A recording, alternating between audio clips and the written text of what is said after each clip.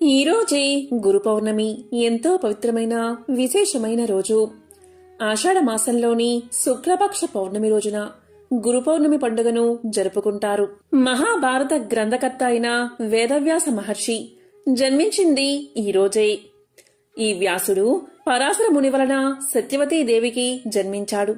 అందుకే ఈ రోజును వ్యాస పౌర్ణమి అలాగే గురు పౌర్ణమి అని పిలుస్తారు. సాక్షాత్తు బ్రహ్మ విష్ణు మహేశ్వర స్వరూపమైన దత్తాత్రేయుణ్ణి చాలామంది గురువుగా భావించి పూజిస్తూ ఉంటారు. దత్తాత్రేయుడు త్రిమూర్తి స్వరూపం. ఒకసారి సుఖ సౌనకాది మునులందరూ కలిసి నైమిసారణ్యంలో దీర్ఘ సత్రయాగం చేస్తున్నారు. నిరాటంకంగా హోమాలు జరుగుతున్నాయి. ఒకరోజు విరామ సమయంలో ప్రశాంత వాతావరణంలో మునులందరూ ధ్యానంలో నిమగ్నమై ఉన్నారు. అందరూ పద్మాసనం వేసుకుని రెండు చేతులు ఒడిలో సంధించి అరమోడ్పు కన్నులతో అంతర్దృష్టిని భ్రూ మధ్యస్థానంలో బంధించి శ్వాస ప్రక్రియలను క్రమమార్గంలో ఉంచి తేజస్వరూపుడైన నారాయణ్ణి నిష్ఠతో ఏకాగ్రమైన మనసుతో ధ్యానిస్తున్నారు. మనశ్శరీరాలను స్తంభింపచేసి శిలా ప్రతిమలై అత్యంత నిష్ఠలో ధ్యానంలో ఉన్నారు. అంతలో చల్లని గాలి ఆ ప్రాంతాన్ని పరిమళ భరితంతో ముంచెత్తింది. కోటి సూర్యుల కాంతితో ఒక దివ్యజ్యోతి వారి నడుమ సాక్షాత్కరించింది. అదొక అద్భుత కాంతి, కేవలమైన తేజస్సు, ఆకారం లేని తేజస్సు. కోటి సూర్యుల కాంతితో కోటి చంద్రుల చల్లదనం కలిగిన మహామహస్సు. ధ్యానంలో ఉన్న మునులందరూ దివ్యమైన అనుభూతితో కళ్ళు తెరిచారు. ఎదురుగా కన్నులు మిరిమిట్లు గొలిపే కాంతిపుంజం. ఆ తేజస్సు దశ దిశలా వ్యాపించింది. మంగళ వాయిద్యాలు మనోహరంగా వినిపిస్తున్నాయి. అప్పుడు సౌనకాది మునులంతా ఆ కాంతిని చూడలేక కన్నులు మూసుకున్నారు.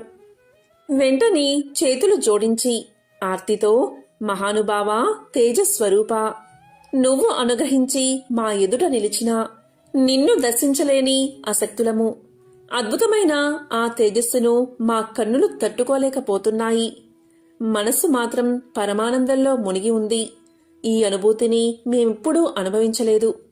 దయామయ, నీ రూపాన్ని దర్శించగలిగే శక్తి మాకు ప్రసాదించు అంటూ మునులంతా సాష్టాంగ ప్రణామాలు ఆచరించారు. అప్పుడు ఆ తేజస్సు నుంచి ఇలా వినిపించింది, మహామునులారా కన్నులు తెరవండి. అనగానే మునులంతా కన్నులు తెరిచారు. అదే తేజోస్వరూపం. ఎరుపు, నలుపు, తెలుపు కలయిగా కాంతి. ఆ కాంతిలోనే శ్రీమన్నారాయణుడు దర్శనమిచ్చాడు. అత్రి, భృగు, మరీచి మొదలగు మహర్షులంతా పరివేష్టించి ఉన్నారు. చతుర్వేదాలను పఠిస్తున్నారు. ఆ నీల నీరదశ్యాముడు చిరునవ్వులు చిందిస్తున్నాడు. వక్షస్థలంలోని కౌస్తుభమణితో వాసుదేవుని ముఖం మరింత కాంతిమంతం అయింది. 4 భుజాలతో శంఖం, చక్రం, గద, పద్మం 4 చేతుల్లో విరాజిల్లుతున్నాయి. కటిక పట్టు పీతాంబరం వ్రేలాడుతూ ఉంది. దాని అంచులకున్న బంగారు కాంతులు దగదగలాడుతూ స్వామి పాదాలకు ఒక వింత శోభను కలిగిస్తున్నాయి. శిరస్సున వజ్రకిరీటం, చెవులకు మకర కుండలాలు, భుజాలకు మణిమయ మాలలు, చేతివేళ్లకు రత్నాలతో పొదిగిన ఉంగరాలు, మెడలో వనమాల, బంగారు యజ్ఞోపవీతం. వక్షస్థలంలో ఒకవైపు లక్ష్మి, మరొక వైపు శ్రీవత్స లాంఛనం. బంగారు కొండ మీద కూర్చున్నట్లుగా గరుత్మంతుని మీద టీవీగా కూర్చుని దర్శనం అనుగ్రహించాడు. సనక సనందనాదులు, నారద తుంబురులు స్తుతిగీతాలు ఆలపిస్తున్నారు. జయ విజయులు ఇరువైపులా సేవలు చేస్తున్నారు. విశ్వసేనాదులు జయ జయ ధ్యానాలు పలుకుతున్నారు. ఇలా ఉండగా ఉన్నట్టుండి ఆ నీలమేఘశ్యాముడు మల్లికార్జునుడిగా మారిపోయాడు. వెండి కొండ మీద నందివాహనాన్ని అధిష్ఠించి పరమశివుడిగా మారిపోయాడు. శిరస్సున చంద్రరేఖ, జటాజూటం నుంచి దుముకుతున్న గంగమ్మ, శరీరం నిండా విభూతి ధరించి సర్వాంగాలకు సర్పాలను ఆభరణాలుగా ధరించి ఒక చేతిలో త్రిశూలం, మరొక చేతిలో డమరువు, మరొక చేతిలో కమండలం, మరొక చేతిలో జపమాల, కటిబాగాన పులితోలు, ధరించి దర్శనం ఇచ్చాడు. మునులంతా ఆశ్చర్యంగా చూస్తున్నారు. అంతలో ఆ తేజోమండలం చతుర్ముఖుడిగా మారిపోయింది. అంటే బ్రహ్మగా. తెల్ల కమలంపై ఎర్రని రంగులో సృష్టికర్త. 4 ముఖాలు 4 వేదాలను శ్రావ్యంగా గానం చేస్తున్నాయి. బ్రహ్మర్షులంతా చుట్టూ కూర్చుని ఉపనిషత్ వాక్యాలను వల్లిస్తున్నారు. మలయ మారుతంలాగా వీణానాదం వినిపిస్తుంది. దివ్య మాలలు ధరించి అర్ధనిమాలిత నేత్రుడై జపమాల తిప్పుతూ ధ్యానం చేస్తూ బ్రహ్మ దర్శనం ఇచ్చాడు. సౌనకాది మునులంతా కన్నార్పకుండా చూస్తున్నారు. ఇక ఆ కాంతిపుంజం త్రిమూర్తుల కలయికగా మారిపోయింది. 3 రంగులు 3 మూర్తులు కలగలసి కనిపిస్తున్నాయి. 6 చేతులు దర్శనమిచ్చాయి.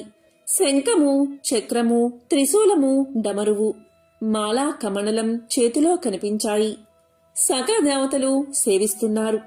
సూర్యచంద్రులు అష్ట దిక్పాలకులు, మను, వసు, రుద్రులు, నక్షత్ర గ్రహాది దేవతలు, కిన్నెర కింపురుష, సిద్ధ సాధ్య, గరుడోరగా దివ్యజాతులు ఆ త్రిమూర్తి స్వరూపుణ్ణి పరివేష్టించి స్తోత్రాలు చేస్తున్నారు. సప్త సముద్రాలు, సకల నదీ నదాలు, పర్వతాలు, సకల సృష్టి, సకల జీవరాశులు ఆ దివ్య స్వరూపంలో సాక్షాత్కరించాయి.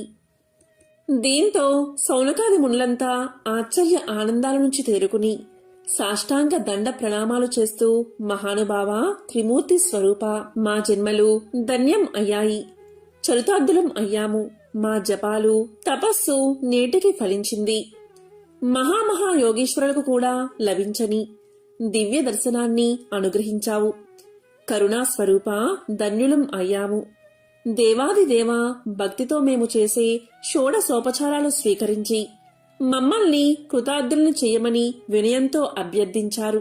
ఇక త్రిమూర్తి స్వరూపుడు చిరునవ్వుతో తలూపాడు. మునులందరూ స్వామిని పూజించి సేవించి స్తుతించారు.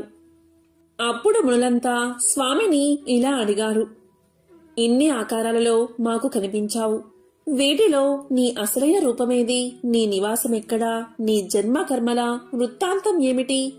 నువ్వు త్రిమూర్తులకు అతీతుడువని పరాక్రముడువని విన్నాము. ఇది నిజమా కాదా? మా అజ్ఞానాన్ని మన్నించి మా సంశయాలు తొలగించు, నిశ్చల జ్ఞానాన్ని ప్రసాదించు స్వామి, అవ్యయ ఆనందాన్ని అందించు అని వేడుకున్నారు మునులు. అప్పుడు స్వామి ఇలా సమాధానం చెప్పారు, ఓ మునీశ్వరులారా, మీరు ఎన్నో జన్మల నుంచి జపతపాలను యజ్ఞాలను నియమనిష్ఠలతో ఆచరిస్తూ జీవితాలు గడుపుతున్నారు. అందుకు సంతోషించి ఇలా దర్శనాన్ని అనుగ్రహించాను. నా నామరూపాలు జన్మకర్మలు అడిగారు కదా, యోగోపదేశం చేయడానికి, సాధన సాగించడానికి, తగిన పుణ్యఫలం అందించడానికి నేను అత్రిమునికి పుత్రుడుగా జన్మించి దత్తాత్రేయుడు అనే నామంతో సకల లోకాలలో సంచరిస్తూ ఉంటాను. ఇది ఒక అవతారం. ఇంకా ఎన్నో జన్మలు, ఎన్నో రూపాలు, ఎన్నో నామాలు నాకు ఉన్నాయి. వాటిని చెప్పడం 1000 నోళ్లు కలిగినా వాడికైనా అసాధ్యం. కాని వీటిలో కొన్నిటిని సూతమహర్షి చెప్పగలడు. అతను వ్యాసుడి యొక్క ప్రత్యక్ష శిష్యుడు. గురు అనుగ్రహం వల్ల సకల పురాణాలు అతనికి కరతలామలకాలు. ప్రవచనంలో కూడా నేర్పరి. అతన్ని అడిగి నా జన్మకర్మలు తెలుసుకోండి, ఈ యాగాన్ని పూర్తి చేసి పూర్ణ ఫలాన్ని పొందండి అని చెప్పి ఆ కాంతిపుంజం అదృశ్యం అయినది. ఇచ్చిన మాట ప్రకారం దత్తాత్రేయ స్వామి అత్రి మహర్షి అనసూయ దంపతులకు జన్మించాడు. ఒకసారి సూతుడు సౌనకాది మునులకు ఇలా తెలియచేశాడు, సౌనకాది మునులారా, బ్రహ్మదేవుడు కలికి చెప్పిన గురు శిష్యుల సంభాషణ మీకు వివరిస్తాను, శ్రద్ధగా వినండి. గురువు అంటే త్రిమూర్తి స్వరూపుడు అని, గురుభక్తి గురుసేవయే భుక్తిముక్తి దాయకమని పురాణాలు చెప్తున్నాయి. అటువంటి గురు దత్తాత్రేయుడి చరిత్రను వినాలని మీకు కోరిక కలగడం మీ పూర్వ పుణ్య విశేషం. చెబుతాను వినండి అని సూతుడు ఇలా చెప్పడం ప్రారంభించాడు. కొన్నాళ్ల కిందట గురుకులాలు ఉండేవి. అలా ఒకానొక గురుకుల ఆశ్రమంలో ఒక గురువుగారు ఉండేవారు. ఆయన పేరు వేద ధర్ముడు. ఆయన సర్వశాస్త్ర కోవిదుడు, జ్యోతిష శాస్త్రంలో దిట్ట. ఈయన ఎందరో పిల్లలను చెరదీసి ఆయన వద్దే ఉంచుకుని భోజనం పెట్టి ఆశ్రయం కల్పించి ఆయనకొచ్చిన విద్యలన్నిటినీ నిస్వార్థంగా బోధిస్తూ ఉండేవాడు. అలా ఈయన వద్ద కౌత్సుడు అని ఒక శిష్యుడు ఎంతో గురుభక్తితో ఉంటూ విద్యను అభ్యసిస్తూ తను కూడా జ్యోతిష్య శాస్త్రంలో పట్టు సాధించాడు. చదువు ముగిసిపోయాక శిష్యులంతా స్నాతక సభ ముగించుకుని గురువుని ఆశ్రమాన్ని వదిలి వెళ్లిపోయేవారు. అలా కౌత్సుని విద్య కూడా చివరికి వచ్చేసిన సందర్భంలో ఒకసారి గురువుగారు ఏదో పనిమీద ఊరు వెళుతూ ఆశ్రమ బాధ్యతలంటినీ కౌత్సునికి అప్పగించి వెళ్లారు. ఆయన తిరిగి వచ్చేసరికి ఆయన లేని లోటు లేకుండా అన్నీ యథావిధిగా జరుగుతూ ఉండడం చూసి ఎంతో సంతృప్తితో ఆనందించారు గురువుగారు. ఇదిలా ఉండగా స్నాతక సభ జరిగే రోజు రానే వచ్చింది. అందరూ గురువుగారితో తమకున్న అనుబంధాన్ని చెప్పుకుని ఆయన వద్ద ఆశీర్వచనాలు తీసుకుని తమ తల్లిదండ్రులతో తమ తమ ఇళ్లకు వెళ్లిపోయారు. ఈ కౌత్సుడు మాత్రం నోరు మెదపలేదు. తల్లిదండ్రులు ఎంత బ్రతిమాలినా వాళ్లతో వెళ్లడానికి విముఖత చూపించాడు. చేసేది లేక అతని తల్లిదండ్రులు వెళ్లిపోయారు. గురువుగారు కౌత్సుడిని పిలిచి తను మాత్రం వెళ్ళకపోవడానికి కారణం ఏమిటని అడుగుతాడు. అప్పుడు కౌత్సుడు బోరున విలపిస్తూ, గురువుగారు, మీరు పొరుగురు వెళ్లినప్పుడు మీరు నేర్పిన జ్యోతిష్య విద్యతో మీ జాతకం చూశాను. ఈ కార్తీక మాసం 15 రోజుల్లో తమకి దారుణమైన కుష్ఠరోగం రాబోతుందని మీ గ్రహస్థితి చెబుతోంది. నాకు చదువు నేర్పించి తిండి పెట్టిన మిమ్మల్ని కష్టమైన కాలంలో వదిలి వెళ్లలేను. కనుక మీతోనే ఉండి సేవలు చేసి మీరు ఆరోగ్యవంతులు అయిన తర్వాతే వెళతాను. అప్పటిదాకా మిమ్మల్ని వదిలిపోను అన్నాడు. అది విన్న గురువుగారు ఆశ్చర్యం, ఆనందం, దుఃఖం అన్నిటినీ కలగలిపిన ఒక అనుభూతితో ఆనంద బాష్పాలు రాల్చారు. కౌత్సుడు మాత్రం ఈయనకి ఆ వ్యాధి రాకుండా ఏమేం చెయ్యాలో ఆలోచించి గురువుగారితో పలానా జపాలు, పూజలు, యాగాలు చేద్దాం, తద్వారా మీకు రోగం రాదు అంటాడు. దానికి గురువుగారు ప్రారబ్ధం భోగతో నచ్చేత్ అన్నట్లుగా ప్రారబ్ధం అన్నది ఎప్పుడైనా అనుభవించాల్సిందే. కనుక ఇప్పుడు అనుభవించి నేను విముక్తుణ్ణి అవుతున్నాను అన్న ఆనందంతో ఉన్నాను. కనుక నువ్వు బాధపడకు అంటారు. అప్పుడు గురువుగారి మాటను కాదనలేక కాశీలో పాపం చేసినా పుణ్యం చేసినా రెట్టింపు ఫలం వస్తుంది అంటారు. కనుక మనం అక్కడికి వెళ్లి పుణ్యకార్యాలు చేద్దాం, తద్వారా మీరు త్వరగా కోలుకుంటారు అంటాడు కౌత్సుడు. సరే అని గురు శిష్యులు ఇద్దరూ అక్కడికి ప్రయాణమవుతారు. కాశీ వెళ్లిన తరువాత అక్కడ విద్యాదానం చేయడం, శివ పంచాక్షరి మంత్రాన్ని జపం చేయడం, చేతనైనంతలో ఇతరులకి సహాయ సహకారాలు చేయడం, ఇలా ఎన్నెన్నో మొదలుపెట్టాడు కౌత్సుడు. మిట్ట మధ్యాహ్నం కాళ్ళకి చెప్పులు లేకుండా జోలె పట్టుకుని తిరిగి తిరిగి అన్నాన్ని తెచ్చి గురువుగారికి పెట్టి తాను తినేవాడు. ఒక్కోసారి గురువుగారు ఆయన తినక, తిననీయక అన్నాన్ని విసిరేసేవారు. చీటికి మాటికి కౌత్సుణ్ణి కొట్టడం, తిట్టడం చేయడం, చెదిరించుకోవడం వంటివి చేసేవారు. అయినా కూడా ఎక్కడా విసుక్కోకుండా గురువుగారికి వ్యాధి ముదిరి మరింత బాధపెడుతుంది కాబోలు, పల్లెత్తు మాటానని ఈయన ఇలా ప్రవర్తించడానికి కారణం అదే అనుకుంటా అని మరింత సేవలు చేసేవాడు కౌత్సుడు. కౌత్సుడి గురుభక్తిని గమనిస్తున్న బ్రహ్మ, విష్ణు, మహేశ్వరులు ఒక పందెం వేసుకున్నారు. మన ముగ్గురిలో ఎవరు కౌత్సుణ్ణి గురువుగారి వద్ద నుంచి పంపుతారో వారే మనలో గొప్పవారు అని అనుకున్నట్లుగా ముందుగా బ్రహ్మ మారు వేషంలో వచ్చి ఇలా పలికాడు. నువ్వు కాశీ వచ్చినప్పటి నుంచి చూస్తున్నాను. ఎందుకు ఆయన దగ్గర అన్ని మాటలు పడుతూ ఉంటావు? పెద్దవాణ్ణి చెప్తున్నాను, నా మాట విని వేరే గురువును చూసుకుని వెళ్ళిపో అన్నాడు. దానికి కౌత్సుడు ఇలా పలికాడు. గురువుని, అదే ఇటువంటి పరిస్థితుల్లో బాధపడుతున్న ఆయన్ని వదిలేయమని చెప్తున్నా మీరు పెద్దవారు ఎలా అవుతారు? మీరు మా గురువుగారి పరిస్థితుల్లోనే ఉంటే శిష్యుడు వదిలి వెళ్లిపోవాలి అని అనుకుంటారా అనేసరికి బ్రహ్మనోట మాట రాక వెళ్లిపోతాడు. తరువాత విష్ణువు మారువేషంలో వస్తాడు. కౌత్సుడితో ఇలా పలుకుతాడు. రోగంతో ఉన్న గురువుగారికి సేవ చేస్తున్నందుకు నిన్ను మనస్ఫూర్తిగా అభినందిస్తున్నాను. కాని చేసిన మేలు మరిచే కృతజ్ఞుడికి సేవ చేస్తే పాపం కూడా వస్తుంది. కనుక ఆయన్ని వదిలి వెళ్ళిపో అంటాడు. దానికి కౌత్సుడు ఇలా సమాధానం చెప్తాడు. కృతజ్ఞత అన్నది ఏదైనా ఉంటే ఇటువంటి సమయంలో వదిలి వెళ్ళిపోతే నాదవుతుంది కాని నన్ను చేరదీసి భోజనం పెట్టి నా నుండి ఏమీ ఆశించకుండా తన విద్యనంతా దారపోసిన ఆయంది కాదు అనేసరికి విష్ణువు వెనుతిరుగుతాడు. ఇక ఈశ్వరుడు మారు వేషంలో వెళ్లి ఇలా పలుకుతాడు. కౌత్స, మానవ సేవే మాధవ సేవ అన్నమాట వాస్తవమే. కాని ఇలా చీత్కారాలు పొందుతూ ఎందుకు? తను తినడం మానేయడమే కాక నువ్వు తినే వీలు కూడా లేకుండా అన్నం నేలపాలు చేయడం తప్పు కాదా? నువ్వు దూరమైతేనే నీ విలువ తెలిసొస్తుంది. కనుక కొన్నాళ్ళు దూరంగా ఉండు అంటాడు. దానికి కౌత్సుడు సాష్టాంగపడి ఇలా సమాధానం చెప్తాడు. తిండికి లేక బాధపడే నాకు తిండి పెట్టడమే ఎక్కువ. పైగా జీవితమంతా తిండిని పొందగల వీరునిచ్చే విలువైన విద్యని నాకు దారపోశారు. కొన్ని సంవత్సరాల పాటు ఉచితంగా భోజనం పెట్టి వృద్ధి చేసిన ఆయనకి కొన్ని రోజులు నన్ను ఉపవాసం ఉండేలా చేసే హక్కు ఉంది. కనుక మహానుభావా, వీలైతే నాకొక సాయం చెయ్యండి. మీ ముందు ఇంకో 2 వచ్చారు. మీరిక్కడే కాపలా ఉండి ఇలాంటి అనవసరమైన నీతులు మరెవరూ చెప్పకుండా చెయ్యండి చాలు అన్నాడు కౌత్సుడు. అంతే ఆ ముగ్గురు ఇతని గురుభక్తికి మెచ్చి, కౌత్స, మేము త్రిమూర్తులం, నీ గురుభక్తికి మెచ్చాం. మేము పెట్టిన పరీక్షల్లో నువ్వు నెగ్గి నీ అపారమైన గురుభక్తిని చాటుకున్నావు. నీకు మోక్షాన్ని ప్రసాదిస్తాము అని పలికారు. దానికి ఆనందించిన కౌత్సుడు ఇలా చెప్పాడు. ఓ త్రిమూర్తులారా, దత్తాత్రేయ స్వరూపమా, మీ దర్శన భాగ్యం నా అదృష్టం. మీ గురించి నాకు చెప్పింది మా గురువుగారే. ఇప్పుడు మీ దర్శన భాగ్యం కలిగించింది కూడా ఆ గురువుగారే.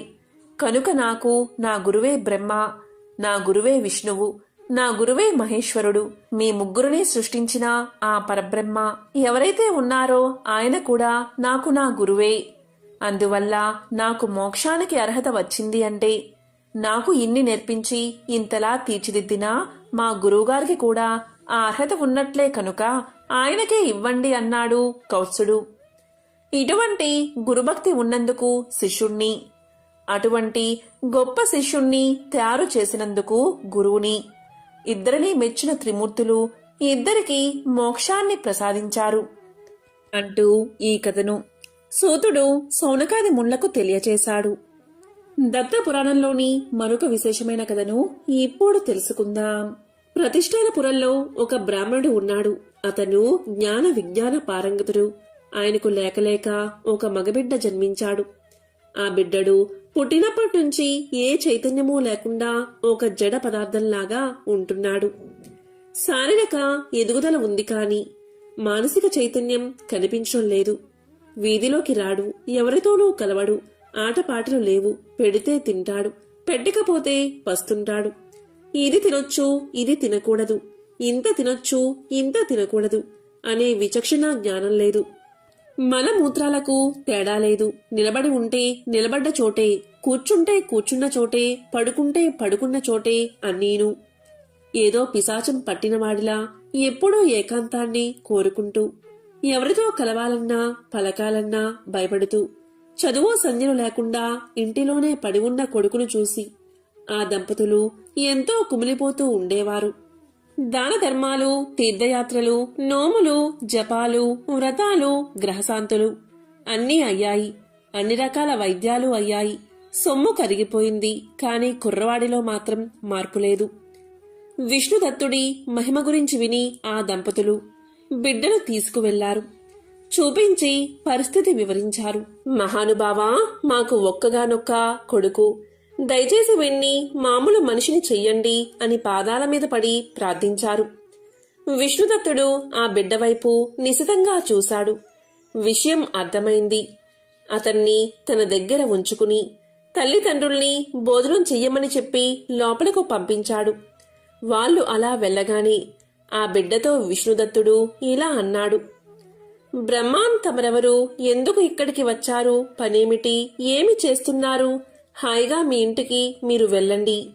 సుఖాలు అనుభవించండి, సుఖంగా భుజించండి. ఇప్పుడు నన్ను ఏమి చెయ్యమంటారో చెప్పండి.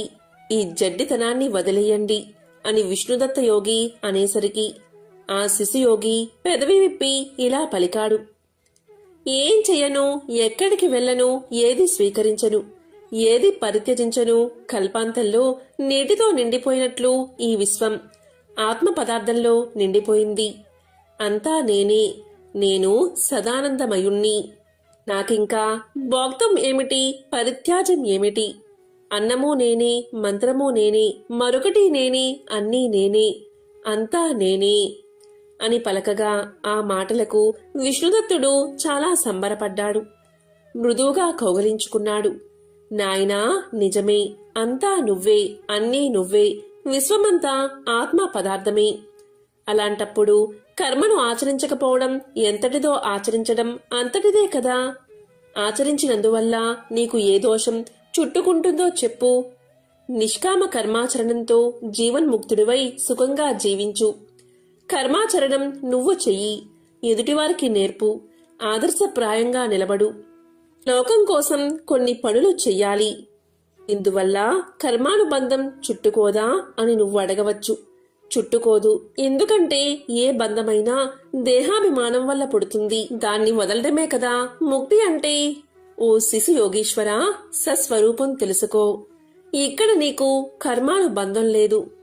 మాన అవమానాల వల్ల కలిగే గుణదోషాలు కూడా అభిమానం వల్లే. కనుక దేహాభిమానం వదిలేస్తే గుణమూ లేదు, దోషమూ లేదు, బంధమూ లేదు.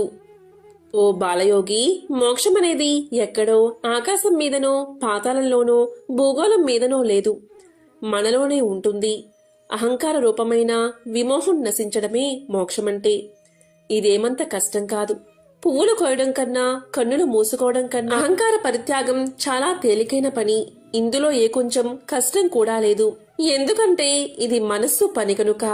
ఈ మనసుకు ఉన్న చాంచల్యం అన్నిటికీ మూలం. కాబట్టి నీవు ఈ జడత్వాన్ని విడిచిపెట్టి నిరహంకారంగా, నిర్మమంగా కర్మాచరం చెయ్యి. నువ్వు నాకు ఇష్టమైన వాడివి. తల్లిదండ్రుల్ని సంతోషపరచాలి అనే సంగతి ఆలోచించు. కొంతకాలం వాళ్ళకి ఇష్టంగా జీవించు. వాళ్ళు వెళ్లిపోయాక నీ ఇష్టం. అప్పుడు యథేచ్ఛగా సంచరించవచ్చు. అప్పుడు నిన్నెవరూ నిర్బంధించరు అని విష్ణుదత్తుడు పలకగా శిశుయోగి అందుకు అంగీకరించాడు. ఇక భోజనం ముగించి వచ్చిన తల్లిదండ్రులు తమ బిడ్డలో వచ్చిన మార్పును చూసి ఎంతో ఆనందపడ్డారు. సుశీల విష్ణుదత్తులకు కృతజ్ఞతగా సాగిలపడి మొక్కారు. ఏం మంత్రం వేశావో, ఏం వైద్యం చేశావో, కృపానిధి, క్షణంలో మావాడికి కొత్త జీవితం ప్రసాదించావు. నీ మేలు జన్మజన్మలకి మరిచిపోమంటూ బిడ్డను తీసుకుని ఆ దంపతులు సంతోషంగా ఇంటికి వెళ్లిపోయారు.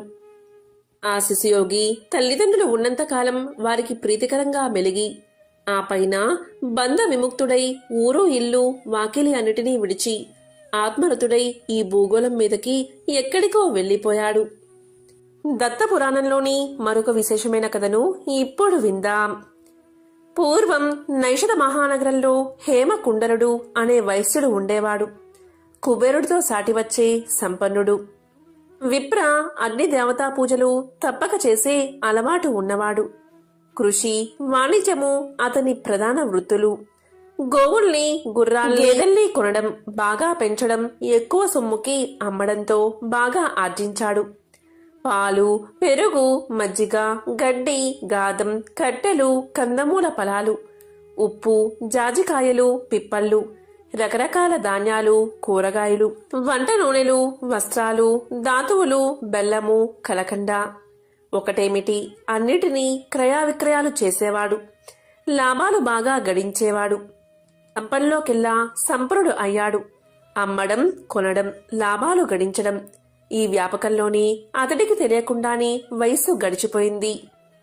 దీంతో సంపాదించిన ధనంలో 6వ వంతు తీసి చకచక ధర్మ కార్యాలు చేశాడు. శివ, విష్ణు దేవాలయాలు కట్టించాడు. సముద్రమంతటి చెరువు తవ్వించాడు. ఉదయం నుంచి సాయంకాలం వరకు నిత్యము నిరతాన్న దాన పథకం అమలు చేశాడు. చివరికి యావజ్జీవ ప్రాయచిత్తం కూడా యథావిధిగా జరిపించుకున్నాడు. యోగ్యులు, సమర్థులు అయిన తన కుమారులు శ్రీకుండల, వికుండలకు ఇద్దరికి ఇల్లు వాకిలి, మిగతా సంపద అంతా అప్పగించి అతను తన భార్యతో కలిసి వానప్రస్థానికి వెళ్లిపోయాడు. అక్కడ గోవిందనామస్మరణ చేస్తూ తపో నియమాలతో దేహాన్ని కృశింపచేసి ఒక శుభగడియలో విష్ణు సాయుధ్యాన్ని చేరుకున్నాడు. కొడుకుల హయాం వచ్చింది. దానధర్మాలు బందైపోయాయి. సహాయ సహకారాలు అంతరించిపోయాయి. అహంకారము, అతిశయము ఇబ్బడి ముబ్బడిగా వచ్చిపడ్డాయి. అన్నదమ్ములిద్దరూ దుర్వ్యసనాల్లో పూర్తిగా చిక్కుకుపోయారు. తల్లి చెప్పినా, బంధువర్గం చెప్పినా, హితం కోరి తండ్రి స్నేహితులు ఎంతమంది చెప్పినా వారు మాట వినలేదు. ఎవ్వర్నీ దగ్గరికి చేరనివ్వలేదు. గానా బజానాలతో, మేజువాణీలతో, విటవిటి గోష్ఠులతో, తందానగాలతో రేయింబవళ్ళు ఒక్కలాగా గడుపుతున్నారు. 100 ఇవ్వవలసిన చోట 1000 విసిరేవారు. ఎప్పుడూ కూడా సభ్య సమాజం కోసం ఖర్చు పెట్టేవారు కాదు. బ్రాహ్మణ ముఖతః ఎప్పుడూ ఖర్చు పెట్టలేదు. సర్వపాప వినాశకుడైన శ్రీ మహావిష్ణువు సమార్చన కోసం అస్సలు ఖర్చు చేయలేదు. కాని ధనమంతా ఖర్చయిపోయింది. వాళ్ళకే తెలియకుండా వేల సందుల్నుంచి జారిపోయింది. తమ తండ్రి దశాబ్దాలు శ్రమపడి కూడబెట్టిన సొమ్మును కొడుకులిద్దరూ 2 ఏళ్లలో ఖర్చు పెట్టేశారు. అలవాట్లకు, అవసరాలకు ధనం కావాల్సి వచ్చింది. స్థిరాస్తులు కరిగిపోయాయి. ఆ తరువాత ఆభరణాలకు, విలువైన సామాగ్రికి కాళ్లు వచ్చాయి. ఇంతకాలము తమ చుట్టూతా చేరి భజన చేసిన బృందాలన్నీ మాయమైపోయాయి. అందరూ వెళ్లిపోయారు. అన్నదమ్ములిద్దరే మిగిలిపోయారు. ఆ ఇంటిలో ఆకలికి ఇవేమీ తెలియవు కదా. దీంతో వారు ఇరుగు పొరుగు ఇళ్లల్లో చిన్న చిన్న దొంగతనాలు చేయడం మొదలుపెట్టారు. ఇది నలుగురికి తెలిసి చీచీ అన్నారు. లోకానికి భయపడి, రాజదండనికి భయపడి అన్నదమ్ములిద్దరూ ఊరు వదిలి అడవికి పారిపోయారు.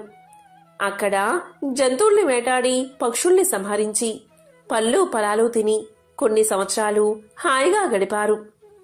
దీంతో ఆ వైశ్య కుమారులిద్దరూ బెల్ల వీరుల్లా తయారయ్యారు. మనసులోని కోమలత్వం పోయి క్రూరత్వం చోటు చేసుకుంది. చిట్టిపుట్టి జంతువుల్ని విడిచిపెట్టి సింహ శార్దూలాల్ని వేటాడడం మొదలుపెట్టారు. ఇద్దరూ పోటీ పెట్టుకుని క్రూర మృగాల్ని వేటాడి ఆనందించేవారు. ఒకరోజు శార్దూలాన్ని వెంట తరుముతూ శ్రీకుండలుడు ఒక గుహలోకి ప్రవేశించాడు. మరో క్రూర మృగాన్ని వేటాడుతూ వికుండలుడు మరొక గుహలోకి ప్రవేశించాడు. అంతే, గుహ నుంచి బయటకు రాలేదు ఇతను. ఆ గుహ నుంచి అతను బయటకు రాలేదు. అన్నదమ్ములిద్దరూ ఇంకా కలుసుకున్నదీ లేదు. పెద్దవాడు పులికి, చిన్నవాడు పాము కాటుకి బలైపోయారు. వింత ఏమిటి అంటే ఆ పాపిష్టులిద్దరూ ఒకే రాత్రి ఒకే సమయంలో చనిపోయారు. ఇక యథావిధిగా యమదూతలు వచ్చారు. వారిద్దరినీ బంధించి యముడి సన్నిధికి తీసుకుపోయారు. యమధర్మరాజు చిత్రగుప్తుణ్ణి అడిగి వీరి వివరాలు అడిగి తెలుసుకున్నాడు. పెద్దవాణ్ణి రౌరవ నరకంలోకి, చిన్నవాణ్ణి స్వర్గంలో వదిలిరమ్మని ఆజ్ఞాపించాడు. యమదూతలు ముందు మొదటి పని చేశారు. రెండో వాణ్ణి స్వర్గానికి తీసుకుని వెళ్తున్నారు. అప్పుడు చిన్నవాడైన వికుండలుడు ఇలా పలికాడు: ఓ యమదూతలారా, నేను ఏ సత్కర్మలు చేశాను నాకేమీ తోచట్లేదు. అన్నగారితో సమానంగా అన్ని పాపాలు చేశాను. అన్నగారితో సమానంగా దుర్మరణం పాలయ్యాను. అన్నతో సమానంగా యమదర్శనం చేశాను. అందువల్ల అన్నగారితో సమానంగా రౌరవ నరకం తక్కాలి కదా. మరి నాకు ఈ స్వర్గప్రాప్తి ఏమిటి? ఇక్కడ ఏ పొరపాటు జరిగిందో ఎంతకీ అర్థం కావడం లేదు అని చిన్నవాడు పలకగా యమదూత ఇలా సమాధానం చెప్పాడు: ఓ వికుండలా, నువ్వు చేసిన సుకృతం నీకు తెలియదు, నాకు తెలుసు, చెబుతాను విను. ఒకనాడు నీవు క్రూర జంతువులు వేటాడుతూ అడవిలోకి వెళ్ళావు. మళ్లీ నీ అన్నగారిని కలుసుకోలేదు. నీకు గుర్తుందా? ఆ అడవిలో తిరుగుతూ యమునాదికి దక్షిణం ఒడ్డున సుమిత్రుడి ఆశ్రమంలోకి వెళ్ళావు. అతను హరిమిత్రుడి కొడుకు, వేదాంగ పారంగతుడు, బ్రహ్మజ్ఞాని, జితేంద్రియుడు. ఆ పుణ్యప్రదమైన ఆశ్రమంలో ఆ మహానుభావుడితో నీవు సఖ్యం చేశావు. సత్సాంగత్య ప్రభావంతో నువ్వు మాఘమాసంలో స్నానాలు ఆచరించావు. యమునా నదిలో కాలింది పుణ్యజలాలలో పాపప్రాసిని అనే సార్థకనామధేయం గల రేవులో నువ్వు చేసిన మొదటి స్నానానికి సర్వపాప విముక్తుడివి అయ్యావు. ఇక రెండో స్నానానికి ఫలితంగా ఇదిగో స్వర్గాన్ని పొందావు. అని యమదూత వికుండలుడికి తెలియచేశాడు. కాబట్టి సజ్జన సాంగత్యం అంతటి ఫలితాన్ని ఇస్తుంది. ఎంతో పవిత్రమైన ఈ కథను విన్నవారికి సకల శుభాలు కలుగుగాక. దత్తాత్రేయుడి సంపూర్ణ అనుగ్రహం కలుగుతుంది. పూర్వకాలంలో దేవగిరమ్మ, గంగా భవాద్యుడు అనే దంపతులు ఉండేవారు. ఒకసారి దేవగిరమ్మ ఇంట్లో ఒంటరిగా ఉంది. అప్పుడు ఎవరో ఒక వృద్ధుడు ఇంటి వద్దకు వచ్చి, అమ్మా, బయట చలి చాలా తీవ్రంగా ఉంది, లోపల నాకు కాస్త పడుకునేందుకు చోటివ్వమ్మా అని అడిగాడు. దేవగిరమ్మ చాలా ఉత్తమురాలు. అందువల్ల ఆ వృద్ధుణ్ణి వరండా లోపలికి పిలిచి పరుపు తెచ్చి ఇచ్చి అక్కడ పడుకోమని చెప్పి ఆమె తన తలుపులు వేసుకుని ఇంటి లోపలికి వెళ్ళింది. కొంతసేపు గడిచిందో లేదో తిరిగి ఆ వృద్ధుడు తలుపు తట్టాడు. దేవగిరమ్మ తలుపు తెరిచి చూసింది. అప్పుడు ఆ వృద్ధుడు, అమ్మా, నాకు చాలా ఆకలిగా ఉంది, కొంచెం అన్నం పెట్టమ్మా అన్నాడు. దానికి ఆమె ఇంటిలో వెతికి కొంచెం పిండిని పెరుగులో కలిపి తీసుకువచ్చి ఆ వృద్ధుడికి ఇచ్చింది. తిరిగి దేవగిరమ్మ తలుపులు వేసుకుని లోపలికి వెళ్ళిపోయింది. ఆ వృద్ధుడు మళ్ళీ ఆమెతో, తల్లి, నాకు కాళ్ళు చాలా నొప్పిగా ఉన్నాయి, కొంచెం ఒత్తుతావా అన్నాడు. ఆ మాటలు వినగానే దేవగిరమ్మ ఇంటి లోపలికి వెళ్లి పూజా గదిలో కూర్చుని, తల్లి, ఏమిటమ్మా ఈ పరీక్షకు ఈ సమయంలో నేనేం చెయ్యాలి? అతనికి సేవ చెయ్యాలా లేక అతనికి విరుద్ధంగా ఉండాలా అని ఎంతో బాధపడుతూ, ఇటువంటి పరిస్థితిని తప్పించు తల్లి, ఎందుకు ఈ పరిస్థితి కల్పించావు అని పార్వతీదేవిని వేడుకుంది. అలా ఆమె పార్వతీదేవిని వేడుకుంటూ ఉంటే మళ్లీ తలుపు తట్టిన శబ్దమైనది. కాని ఈసారి మాత్రం వెనుక తలుపు నుండి. దీంతో దేవగిరమ్మ ఆ తలుపు తీయగా ఒక స్త్రీ వచ్చింది. ఆ స్త్రీ దేవగిరమ్మతో, అమ్మా, ఒక ముసలాయనకు సేవ చెయ్యాలి అన్నావంట కదా, ఎవరికి సేవలు చెయ్యాలి అని పలికింది. అప్పుడు దేవగిరమ్మ తాను ప్రార్థించిన తన పార్వతీదేవే ఈ స్త్రీని పంపించిందని ఎంతో ఆనందపడి ఆ స్త్రీని ఆ వృద్ధుడికి సేవ నిమిత్తమై వరండాలోకి పంపించింది. దేవగిరమ్మ తలుపులు వేసుకుంది. కాని అక్కడికి వచ్చిన ముసలాయన, ఇప్పుడు వచ్చిన స్త్రీ సాక్షాత్తు శివ పార్వతులు ఒకరితో ఒకరు ఇలా మాట్లాడుకుంటూ ఉన్నారు. పార్వతి ఆమె మనోభీష్టం నెరవేర్చు అని ఈశ్వరుడు చెప్పగా వెంటనే పార్వతీదేవి ఈశ్వరుడితో, మహాశివ, మీరు పరమేశ్వరులు కదా, మీరే అనుగ్రహించండి అని పలకగా వెంటనే ఈశ్వరుడు, నేను ఈమెను పరీక్షించడం కోసం వచ్చిన వాడిని, నీవు ఆమె ప్రార్థన విని వచ్చిన దానివి కనుక నీవే ఆ వరాలు అందించు అని పలికాడు. ఇంతలో దేవగిరమ్మకు మళ్లీ తిరిగి తలుపు తట్టిన శబ్దం వినబడింది. ఆ శబ్దం విని ఆ స్త్రీ ఉంది కదా అనే ధైర్యంతో తలుపు తెరిచింది. కాని అక్కడ ముసలాయన, స్త్రీ ఇద్దరూ లేరు. వారిద్దరూ పార్వతీ పరమేశ్వరుల రూపంలో దర్శనాన్ని కల్పించారు. ఇక దేవగిరమ్మ ఆనందానికి అవతలు లేవు. అమితమైన ఆనందంతో వారి పాదాలపైన పడింది. అప్పుడు పార్వతీదేవి ఇలా ఆశీర్వదించింది, దేవగిరమ్మ, నీకు వంశోద్ధారకుడైన ఒక కుమారుణ్ణి, కన్యాదానం చేయడానికి ఒక కుమార్తెను అనుగ్రహిస్తున్నాను అని చెప్పింది. దేవగిరమ్మ వెంటనే ఈశ్వరుడి పాదాల మీద పడింది. అప్పుడు ఈశ్వరుడు, దేవగిరమ్మ, నీ భక్తికి నేను ఎంతగానో సంతోషించాను. నేను నీ 3వ గర్భంలో వచ్చి పుడతాను అని దీవించాడు. ఈ విధంగా దేవగిరమ్మ నమస్కారం చేసి లేచి చూసేసరికి పార్వతీ పరమేశ్వరులు ఇద్దరూ అదృశ్యం అయిపోయారు. తెల్లవారేసరికి ఆమె భర్త అయినటువంటి గంగా మమాద్యుడు ఇంటికి వచ్చాడు. రాత్రి జరిగిందంతా కూడా ఆమె పూస గుచ్చినట్లుగా భర్తతో చెప్పింది. ఆమె చెప్పిన మాటలు భర్త నమ్మలేదు. దేవగిరి, నీకేదో కలవచ్చింది కాబోలు. పార్వతీదేవి ఏమిటి, పరమేశ్వరుడు ఏమిటి, రావడం ఏమిటి, నిన్ను ఆశీర్వదించడం ఏమిటి? ఈ విధంగా ఆమెను హేళన చేస్తూ ఉన్నాడు. అతనికి అస్సలు నమ్మకం లేదు. ఇలా కొంతకాలం గడిచాక దేవగిరమ్మ గర్భాన్ని ధరించింది. అనుకున్నట్లుగానే కుమారుడు జన్మించాడు. మరొక సంవత్సరం కుమార్తె పుట్టింది. తన భార్య చెప్పిన ఈ 2 విషయాలు ప్రత్యక్షంగా జరగడం వల్ల నిజంగా పార్వతీ పరమేశ్వరులు ఆమెకు దర్శనం ఇచ్చారని విశ్వాసాన్ని పొందాడు అతను. దేవగిరమ్మ భక్తి అయిన గంగాభవాద్యుడు తన భార్యతో, నీకు పార్వతీ పరమేశ్వరులు చూసే అదృష్టం లభించింది, నాకా ఆ అదృష్టం లేదు అని పలికాడు. తన భార్య వలె తాను కూడా పార్వతీ పరమేశ్వరులను ప్రత్యక్షం చేసుకోవాలి అన్న కోరిక, దీక్ష కలిగాయి. ఆ తరువాత దేవగిరమ్మకు 3వ గర్భం ప్రారంభమైనది. ఈ దృశ్యాన్ని కూడా నిదర్శనంగా గమనించడం వల్ల గంగాభవాద్యుడి మనసు మాయ నుంచి విడిపడి చాలా చాలా మార్పు చెందుతూ వచ్చింది. ఎప్పుడెప్పుడు ఇల్లు విడిచిపెట్టి పోవాలా, ఎప్పుడు తపస్సు చేసుకోవాలా, ఎప్పుడు పార్వతీ పరమేశ్వరులను ప్రత్యక్షం చేసుకోవాలా అనే ఆలోచన అతనిలో పెరిగిపోయింది. అందుచేత అతడు దానికోసం దీక్ష పట్టాడు. దేవగిరమ్మకు 9 మాసాలు నిండిపోయాయి. ఆ సమయంలో గంగాభవాద్యుడు, దేవగిరి, నేను అరణ్యాలకు వెళ్ళిపోతున్నాను అని తెలియచేశాడు. ఇక చేసేది లేక దేవగిరమ్మ కూడా భర్త వెంట బయలుదేరింది. కొంత దూరం పోగానే ఆమెకు ప్రసవ వేదన ఎక్కువైనది. ఆ మార్గ మధ్యలోనే ఆమె ఒక మగబిడ్డను ప్రసవించింది. ఆ బిడ్డే శ్రీ సాయిబాబా. దేవగిరమ్మ తన బిడ్డను చీర గుడ్డ మీద పడుకోబెట్టి ఆ దారి మధ్యలోనే వదిలిపెట్టి ఆమె భర్త వెంటనే వెళ్ళిపోయింది. కనుకే ఈ పిల్లవానికి తల్లెవరో తండ్రి ఎవరో అనేది ఎవరికీ తెలియదు. ఆ తరువాత అటుగా పోతున్న ఒక పకీరుకు ఈ బిడ్డ కనిపించాడు. ఆ పకీరు ఈ బిడ్డను ఇంటికి తెచ్చుకుని సుమారు 4 సంవత్సరాల పాటు తన వద్దే పెంచాడు. కానీ 4వ ఏట ఆ పకీరు చనిపోయాడు.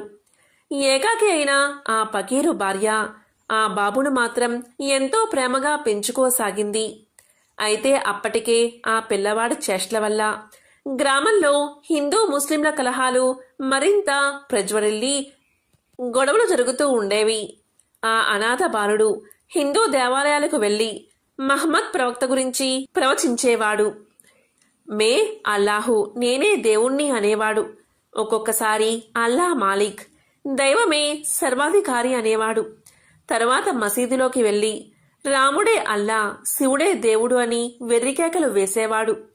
హిందువుల ఇంట పుట్టి పకీరు ఇంట పెరిగిన ఈ కుర్రవాణ్ణి ఎవ్వరూ ఏమీ అనలేక పెంపుడు తల్లి అయిన పకీరు భార్యకు ఫిర్యాదు చేసేవారు. ఆ పిల్లవాణ్ణి దారిలో పెట్టలేకపోయినా ఆ తల్లి అతన్ని చెరువులో ఉన్న పెంకూస అనే సద్గురువుకు అప్పచెప్పింది. ఆ సద్గురువు ఆశ్రమంలో 12 సంవత్సరాలు ఉన్నాడా బాలుడు. ఈ 12 సంవత్సరాల్లోనూ గురు శిష్యుల మధ్య విడదీయరాని అనుబంధం ఏర్పడింది. శరీరాలు వేరే కాని వారి ఆత్మలు మాత్రం ఒక్కటే అయిపోయాయి. అయినప్పటికీ సుమారు 16 సంవత్సరాల వయసులో, అనగా క్రీస్తు శకం 1851లో శ్రీ సాయిబాబా ఆశ్రమాన్ని వదిలిపెట్టి దేశాటనం చేస్తూ షిరిడీ గ్రామం చేరుకున్నారు. 2 నెలల పాటు షిరిడీలో గడిపిన తరువాత దేశాటనం చేస్తూ ఏటో వెళ్లిపోయారు.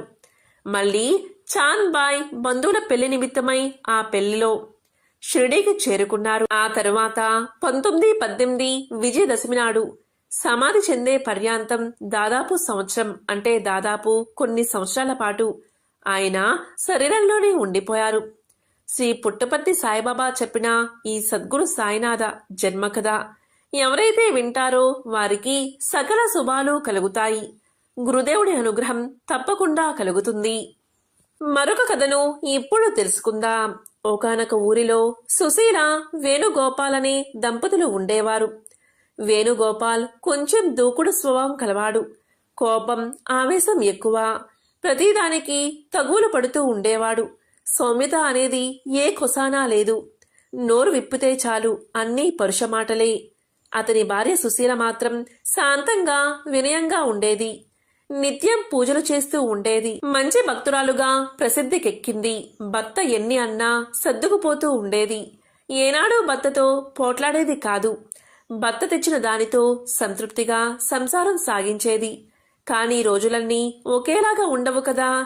భర్తకు వ్యాపారంలో నష్టం రావడం వల్ల ఇంట్లో కష్టాలు మొదలయ్యాయి. చివరికి సంసారం నడపడమే కష్టమైపోయింది. భర్త చీటికి మాటికి కసురుకోవడంతో సుశీల లోలోపల చింతించేది కూడా. మాకే ఇన్ని కష్టాలు పెట్టావు ఎందుకయ్యా అంటూ ఆక్రోశించేది. ఇలా ఉండగా ఒకనాడు వాళ్ళింటికి భిక్షకై ఒక సాధువు వచ్చాడు. సుశీల ఆ సాధువుకు భిక్ష వేసింది. అప్పుడు ఆ సాధువు సుశీలతో, చల్లని తల్లి, చల్లగా ఉండమ్మా, కష్టాలు కలకాలం ఉండవు తల్లి, ఓపికగా ఉండు, నీ కష్టాలకి గట్టెక్కుతాయి అని ఆశీర్వదించాడు. అమ్మా, ఆ సాయిబాబా నిన్ను అనుగ్రహిస్తాడు. 9 గురువారాలు సాయి దర్శనం చేసుకో, ఒక్క పూట మాత్రమే భోజనం చెయ్యి, శ్రద్ధతో సాయి వ్రతాన్ని చెయ్యి, నీ కష్టాలు తీరతాయి తల్లి అని దీవించి భిక్ష తీసుకుని అక్కడ్నుంచి వెళ్ళిపోయాడు. ఇక సుశీల దిగులుతో, సరేలే, ఇంకెక్కడి సుఖం ఈ జీవితానికి, సుఖం కూడానా, నా జీవితమింతే, నా జీవితంలో సుఖం అనేదే లేదేమో అనుకుంటూ బాధపడుతూ ఏడవసాగింది.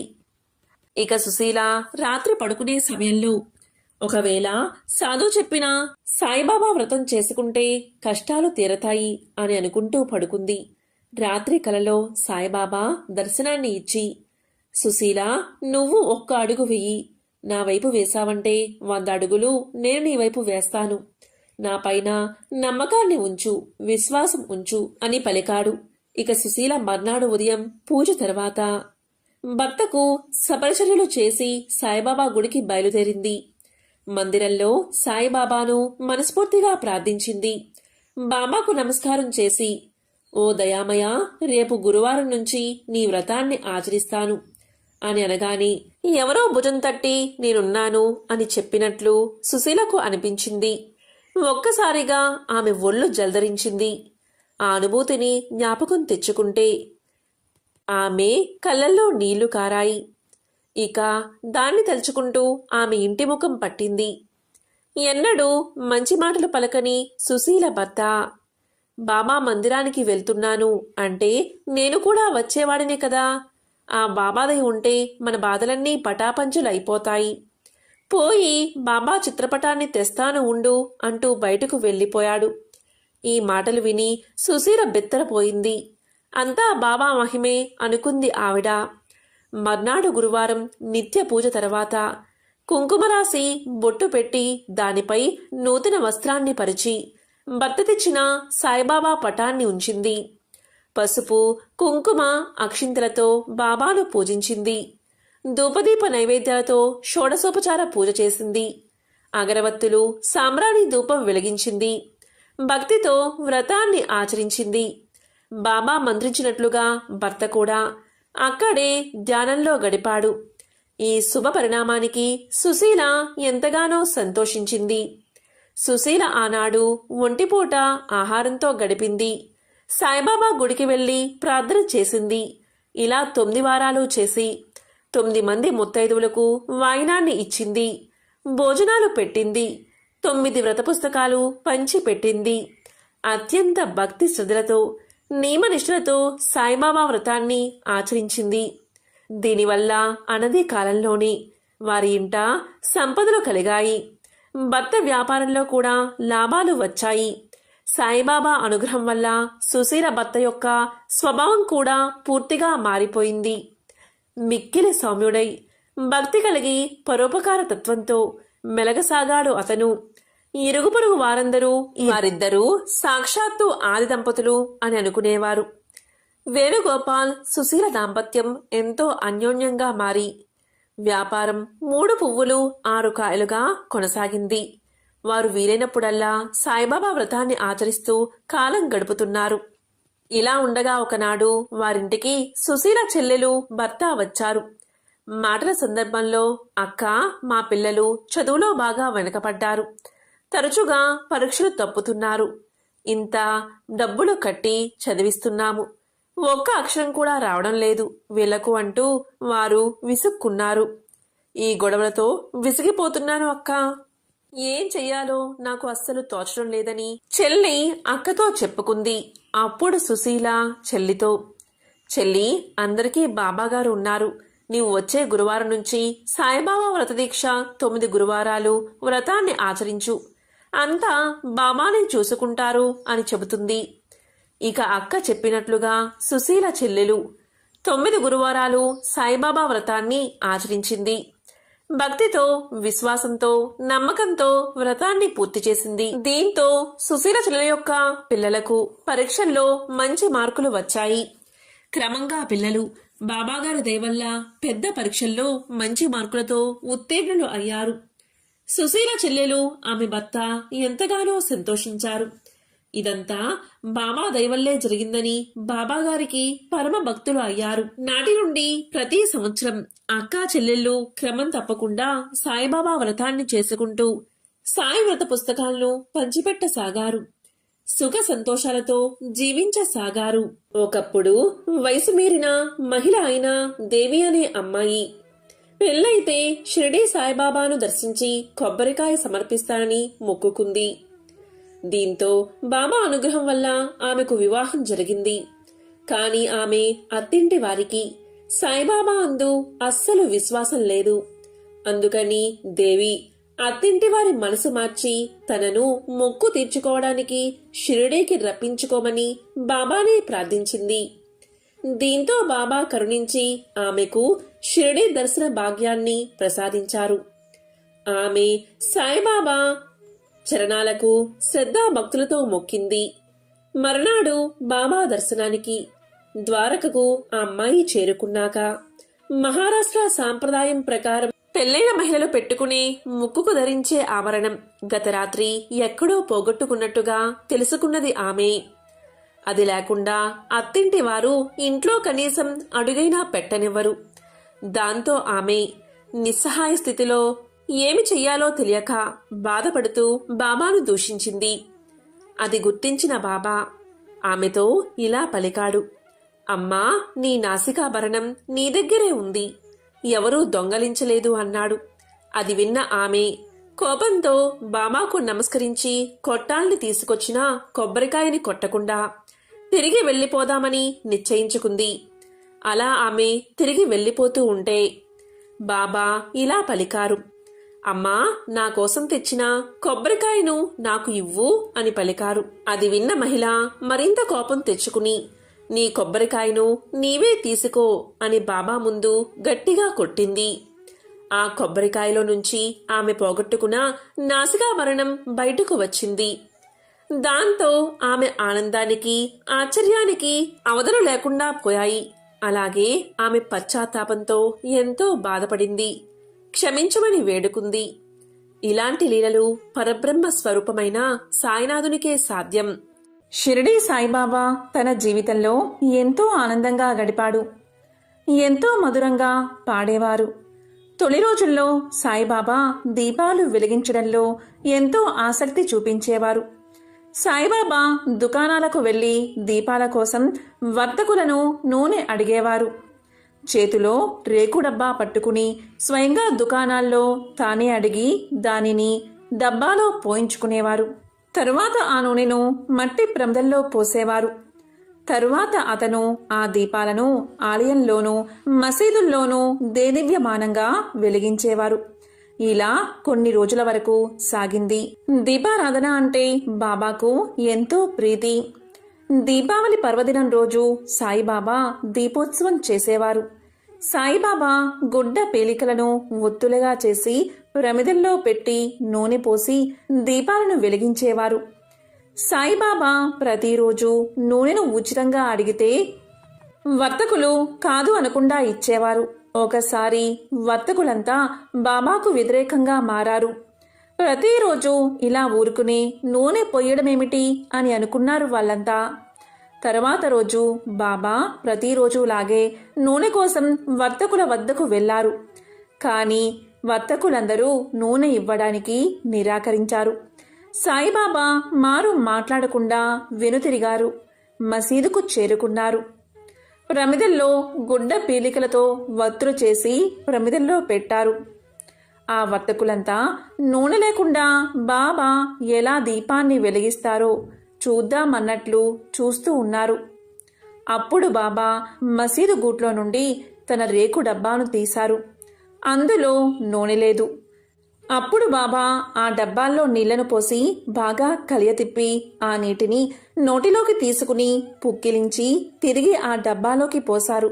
ఆ నీటిని ప్రమిదల్లో పోసి దీపాలను వెలిగించారు. రాత్రంతా అవి జ్ఞాన ప్రకాశాలను విరజిమ్మాయి. ఇదంతా చూసిన వ్యాపారుల కళ్లకు అజ్ఞానపు చీకట్లు ఆ వెలుగులో తొలగిపోయాయి. క్షమించమంటూ బాబా కాళ్లపై పడ్డారు. అబద్ధాలు ఆడవద్దని, ఎల్లప్పుడూ సత్యాన్నే పలకాలని చెప్పి బాబా వారిని పంపించారు. నిజానికి సూర్య చంద్రులు అనే ఆకాశ దీపాలుగా నిలిపిన మహిమాన్వితుడికి నూనె దీపాలు వెలిగించడం ఒక లెక్క. బాబా దీపాలు వెలిగించాలంటే నూనె అక్కర్లేదు, సంకల్పం చాలు. కానీ మానవావతారంలో నడిచిన దైవం బాబా. అందుకే మామూలు మనిషిలా నటించి ఎలా బతుకుతాడో జీవించి చూపారు. బాబా భక్తుల్ని సన్మార్గంలో పెట్టడానికి, వారి పాపాలు కర్మల్ని ధ్వంసం చేసి మానవ జన్మను చరితార్థం చేయడానికి అవతరించిన దివ్య పురుషుడు. నిజానికి వర్తకుల దగ్గర బాబా రోజూ తీసుకుంటున్న నూనె బాబా కోసం కాదు, వారి పాపాలు తొలగిపోవాలని. బాబా వారి దగ్గర నూనెను తీసుకుని ప్రమిదల్లో పోసి దీపాలు వెలిగించి వారి పాపాలు దహించుకుపోయేలా చేశాడు. అప్పుడు నిజం తెలుసుకున్న వర్తకులు తాము నూనె లేదని అబద్ధం చెప్పి ఎంతో తప్పు చేశామని పశ్చాత్తాపపడ్డారు. ఇక ఒకరోజు షిరిడీలో ఒక అద్భుతం జరిగింది. బాబా మహానిర్యాణానికి 7 రోజుల ముందు ఈ సంఘటన జరిగింది. ఒక ఎద్దుల బండి వచ్చి బాబా నివసించే మసీదు ప్రాంగణంలో నిలబడింది. ఆ బండిలో ఒక పెద్ద పులి ఉంది. దాని మెడ చుట్టూ గొలుసులు కట్టి ఉన్నాయి. దాన్ని గొలుసులతో బిగించారు. ఆ పెద్ద పులి ఏదో రోగంతో బాధపడుతుంది. ఆ పెద్ద పులిని ప్రదర్శన చేస్తూ దాని యజమానులు జీవనం కొనసాగించేవారు. ఆ పెద్ద పులి యజమానులు తమకు చేతనైనంత చికిత్స చేయించారు. కానీ దాని రోగం తగ్గలేదు. ఆ పెద్ద పులే వారి జీవనాధారం. దాన్ని ప్రదర్శిస్తూ ఊరూరా తిరుగుతూ పొట్ట పోసుకునేవారు. అలా తిరుగుతూ ఉండగా వారికి బాబా లీలల గురించి తెలిసి వచ్చింది. వారు బాబాను దర్శించాలి అనుకున్నారు. వారు బాబా దగ్గరకు వచ్చి బండి నుండి పెద్ద పులిని దించారు. ఆ పెద్ద పులిని చూసి అందరూ భయపడ్డారు. అందరూ ఏం జరుగుతుందా అని విచిత్రంగా చూస్తూ ఉన్నారు. ఆ యజమానులు బాబాకు జరిగిందంతా చెప్పారు. సాయిబాబా అనుమతి తీసుకుని ఆ పెద్ద పులిని బాబా దగ్గరకు చేర్చారు. ఆ పెద్ద పులి బాబా దగ్గరకు వచ్చి బాబా యొక్క దివ్య రూపాన్ని చూసింది. వెంటనే వెనక్కి అడుగు వేసింది. తలవంచి వినయంగా నమస్కారం చేసింది. బాబా పెద్ద పులి వైపు చూశాడు. అది కూడా బాబా వైపు ప్రేమగా చూసింది. పెద్ద పులి తన తోకను కదిలించింది. 3 సార్లు నేలకేసి కొట్టింది. అంతే, పెద్ద గర్జన చేస్తూ ప్రాణాలు వదిలేసి బాబా పాదాల ముందు పడిపోయింది. అది అలా చనిపోవడం చూసి అక్కడ ఉన్న వారంతా ఎంతో ఆశ్చర్యపోయారు. దాని యజమానులు పెద్దగా ఏడవడం మొదలుపెట్టారు. తమ జీవనాధారం పోయిందని బాధపడ్డారు. కానీ ఆ పెద్ద పులి బాబా సన్నిధిలో చనిపోయిందని సంతోషించారు. ఇలా చనిపోవడం వల్ల ఆ పెద్ద పులికి ఉత్తమ గతులు కలుగుతాయని తలచి ఎంతగానో సంతోషించారు. ఆ యజమానులు వెంటనే బాబా దగ్గరకు చేరుకుని ఇలా పలికారు, మహారాజ్, మేము ఇప్పుడు ఎలా జీవించాలి? మీ హస్తస్మర్శతో ఈ పెద్ద పులికి మోక్షాన్ని ప్రసాదించండి అని కోరారు. దానికి బాబా ఇలా పలికారు, మీరు బాధపడకండి, ఇది ఎంతో పుణ్యజీవి. ఇది ఇక్కడ చనిపోవాలని ఉంది. ఇప్పుడు ఇది పరమ సుఖాన్ని పొందింది. దీనిని ఇక్కడ ఉన్న శివాలయంలో నందికి దగ్గరలో పూడ్చిపెట్టండి. ఇలా చేస్తే ఇది విముక్తిని పొందుతుంది. మీ రుణం నుండి, అలాగే మీ బంధం నుండి, మీ వద్ద నుండి కూడా విడుదల అవుతుంది. గత జన్మలో ఇది మీకు రుణపడి ఉంది. ఆ రుణాన్ని తీర్చుకోవడానికి ఇది ఇలా జన్మించి మీకు సేవ చేసింది. అందుకే ఇంతవరకు మీ అధీనంలో ఉంది అని బాబా వారికి వివరంగా చెప్పారు. ఈ అద్భుతం జరిగిన 7 రోజులకే బాబా కూడా తన శరీరాన్ని వదిలేశారు. అందుకే ఈ అద్భుత సంఘటన అందరికీ జ్ఞాపకం ఉంటుంది. గురు బ్రహ్మ గురు విష్ణు గురుదేవో మహేశ్వరః గురు సాక్షాత్ పరబ్రహ్మ తస్మై శ్రీ గురవే నమః. ప్రతి సంవత్సరం ఆషాఢ మాసంలో వచ్చే పౌర్ణమి తిథిని గురు పౌర్ణమిగా ప్రజలు భక్తి శ్రద్ధలతో జరుపుకుంటారు. గురు పౌర్ణమిని వ్యాస పూర్ణిమ అని కూడా పిలుస్తారు. హిందూ సాంప్రదాయాల ప్రకారం తల్లిదండ్రుల తర్వాత స్థానం గురువులకే చెందుతుంది. పురాణ కాలం నుంచి నేటి వరకు గురువు అనగానే వ్యాస మహర్షిని మొదటిగా పూజిస్తారు, అలాగే గౌరవిస్తారు. ఆయన జన్మదినాన్ని ఒక పవిత్రమైన రోజుగా భావించడమే కాదు, ఒక పండుగలా కూడా జరుపుకుంటారు. ఈ ఆచారం మన దేశంలో ప్రతి ఏటా కూడా ఆనవాయితీగా వస్తుంది. ఇలా గురు భగవానుణ్ణి స్మరించుకుని గురు పౌర్ణమి నాడు పూజలు చేస్తే తమకు సకల సంపదలు లభిస్తాయని హిందువుల నమ్మకం. అయితే గురువు అనగానే వ్యాస మహర్షి ఎందుకు గుర్తొస్తారు?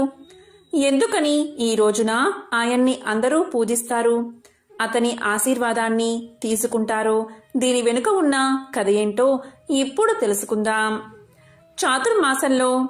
చాతుర్మాస దీక్ష ప్రారంభ సమయంలో వస్తుంది గురు పౌర్ణమి. గురువులు ఎక్కడికి వెళ్లకుండా ఒకే చోట ఉండి శిష్యులకు జ్ఞానబోధ చేసే సమయమే చాతుర్మాసం. ఈ కాలంలో వచ్చే తొలి పౌర్ణమే గురు పౌర్ణమి. దీనికి సంబంధించిన ఒక విశేషమైన కథను ఇప్పుడు తెలుసుకుందాం. పూర్వం పేద బ్రాహ్మణ దంపతులు నివాసం ఉండేవారు. ఆ బ్రాహ్మణుడి పేరు వేదనిధి, ఆయన సతీమణి పేరు వేదవతి. వీరికి ఎల్లప్పుడూ కూడా భక్తి భావమే. అయితే వీరు ఎన్ని పూజలు చేసినా, ఎన్ని యాగాలు చేసినా, ఎన్ని నోములు వ్రతాలు చేసినా సంతానం మాత్రం కలగలేదు. అయితే ఇదే సమయంలో ఒకరోజు వారణాసిలో ఉండే వ్యాస భగవానుడు ప్రతిరోజు కూడా మధ్యాహ్న వేళ గంగానదికి స్నానం చేసేందుకు రహస్యంగా వస్తున్నాడని ఈ బ్రాహ్మణ దంపతులు తెలుసుకున్నారు. దీంతో వారు ఎలా అయినా ఆ గురువును దర్శనం చేసుకోవాలి అనుకున్నారు. ఆ రోజు నుంచి ఆ బ్రాహ్మణ దంపతులు ఆ స్వామి దర్శనం కోసం 1000 కళ్ళతో వెతకడం ప్రారంభించారు. ఈ సందర్భంలోనే ఒకరోజు వేదవ్యాసుడు బిచ్చగాడి రూపంలో చేతిలో దండం, కమండంతో పాటు వచ్చాడు. ఇతన్ని చూసిన బ్రాహ్మణ దంపతులు వెంటనే అతని పాదాలపై పడి నమస్కారం చేశారు. ఆ సమయంలో ఆ బిచ్చగాడు వారిని కసురుకుంటాడు. అయినా సరే ఆ బ్రాహ్మణ దంపతులు ఆ బిచ్చగాడి పాదాలను విడవకుండా, మహానుభావా, తమరు సాక్షాత్తు వ్యాస భగవానుడు అని మేము తెలుసుకున్నాము, కాబట్టి మమ్మల్ని ఆశీర్వదించమని కోరుతున్నాము అన్నారు. ఆ బ్రాహ్మణ దంపతులు మాటలు విన్నా సన్యాసి గంగానది ఒడ్డున మొత్తము అన్ని దిక్కులను ఒక్కసారి చూశాడు. ఎవరు తన్ను చూడలేదని నిర్ధారించుకున్నాక వెంటనే వారితో ఇలా అన్నాడు: ఓ బ్రాహ్మణ దంపతులారా, మీకు ఏం కావాలో కోరుకోండి అన్నాడు. అప్పుడు వేదనిధి ఇలా పలుకుతాడు: స్వామి, రేపు నా తండ్రి కార్యం, దానికి మీరు బ్రాహ్మణార్థమై అతిథిగా మా ఇంటికి తప్పకుండా వీచ్చేయాలి అని వేడుకుంటాడు. సరే, అలాగే చేస్తాను అని చెప్పి వెళ్ళిపోతాడు వేదవ్యాసుడు. వారికి ఇచ్చిన మాట ప్రకారం వారి ఇంటికి వీచ్చేస్తాడు. ఆ బ్రాహ్మణ దంపతులు సాదరంగా వ్యాస మహర్షిని ఆహ్వానించి అతిథి మర్యాదలు చేస్తారు. తరువాత దేవతార్చనకు తులసి దళాలు, పూలను సిద్ధం చేసి పూజ చేసి తరువాత వ్యాస భగవానుడికి సాష్టాంగ నమస్కారం చేస్తారు. బ్రాహ్మణ దంపతుల ఆతిథ్యానికి ముగ్ధుడైన వేదవ్యాసుడు ఏం వరం కావాలో కోరుకోమంటాడు. అప్పుడు ఆ బ్రాహ్మణ దంపతులు ఇలా పలుకుతారు: స్వామి, సంతానం కోసం మేము చెయ్యని నోము లేదు, పట్టని వ్రతమూ లేదు, కానీ మాకు సంతానం మాత్రం కలగలేదు. కాబట్టి మాకు సంతానం కలిగేలా వరాన్ని ప్రసాదించండి అని వేడుకున్నారు. దానికి అనుగ్రహించిన వేదవ్యాసుడు త్వరలోనే మీకు తెలివైన ఐశ్వర్యవంతులైన 10 మంది పిల్లలు జన్మిస్తారని ఆశీర్వదిస్తాడు. తరువాత అక్కడి నుంచి వెళ్ళిపోతాడు. బ్రాహ్మణ దంపతులు ఎంతగానో సంతోషిస్తారు. వ్యాసమహర్షి అనుగ్రహంతో వేదనిధి, వేదవతి దంపతులకు సంతాన యోగం లభిస్తుంది. వారు అప్పట్నుంచి సుఖ సంతోషాలతో తమ జీవిత చర్మ అంకంలో విష్ణు సాన్నిధ్యాన్ని పొందుతారు. అందుకే గురు పౌర్ణమి రోజు ఆ మహాముని ప్రార్థిస్తే కోరుకున్న కోరికలు నెరవేరుతాయని పండితులు చెబుతున్నారు. ఎంతో పవిత్రమైన, విశిష్టమైన ఈ కథను విన్నా, చదివినా, చెప్పినా జన్మల పాపాలు తొలగి కోటి జన్మల పుణ్యం వస్తుంది. వేదాలను 4 భాగాలుగా విభజించి హైందవ సాంప్రదాయంలో కృష్ణ ద్వైపాయుడుగా పిలువబడేవాడే వ్యాసుడు. వేదాలను విభజించడం వల్ల వేద వ్యాసుడయ్యాడు. వేదాలతో పాటు మహాభారతం, మహాభాగవతంతో పాటు అష్టాదశ పురాణాలు రచించాడు వ్యాసుడు. వ్యాసుడు సప్త చిరంజీవుల్లో ఒకడు. వేదవ్యాసుడు జన్మ వృత్తాంతం గురించి అష్టాదశ పురాణాలలో చాలాసార్లు చెప్పబడి ఉంది. మరి ఆ కథ ఏంటో ఇప్పుడు విందాం. పూర్వకాలంలో చేది రాజ్యాన్ని వసువు అనే మహారాజు పరిపాలన చేస్తూ ఉండేవాడు. ఒకరోజు వేటకు అడవికి వెళ్లిన రాజు ఆ అడవిలో మునులు తపస్సు చేయడం చూసి తాను తపస్సు చేయడం ఆరంభించాడు. అప్పుడు ఇంద్రుడు అది గ్రహించి, నీ వర్ణాశ్రమ ధర్మ పరిపాలనకు తపస్సుకు మెచ్చుకుంటున్నాను. నీవు నాతో స్నేహం చేసి నా వద్దకు వస్తూ పోతూ రాజ్యపాలన చేస్తూ ఉండు అని పలికి అతనికి దివ్యత్వాన్ని, మణి సువర్ణమయమైన దివ్య విమానాన్ని, ఎటువంటి ఆయుధాలు తాకలేని వాడిపోని పద్మాలు కల ఇంద్రమాల అనే పద్మమాలను ఇచ్చాడు. ఆ వసురాజు విమానాన్ని ఎక్కి పైలోకంలో సంచరిస్తూ ఉండడం వల్ల అతనికి ఉపరిచరుడు అనే పేరు వచ్చింది. వసువు నివసిస్తున్న నగరానికి పక్కగా సుక్తిమతి అనే నది ఉంది. సుక్తిమతి అనే నది పక్కన ఉన్న కోలహలుడు అనే పర్వతం సుక్తిమతి మీద మోజుపడి ఆ నదిని అడ్డగించగా ఉపరిచరుడు ఆ పర్వతాన్ని తన కాలితో తొలగించాడు.